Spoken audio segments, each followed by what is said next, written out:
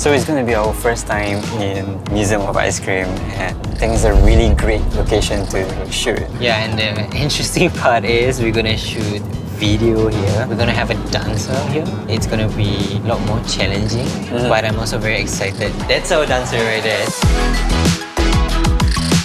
So the next feature we're gonna talk about is AI highlight video.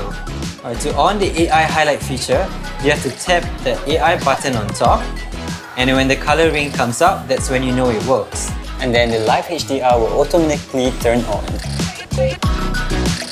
Alright. Wow, I think that was a great shoot. It was. Let's check out the videos. Ooh, amazing. Yeah, so AI highlight feature, make sure that the bright area doesn't go too bright and the dark area is still beautifully present. Wow. Don't miss out on our next Reno portrait class. We will push our boundary and try something new. Night photography. Make sure to check out Reno Academy for unique tips and great portraits. Links in the caption.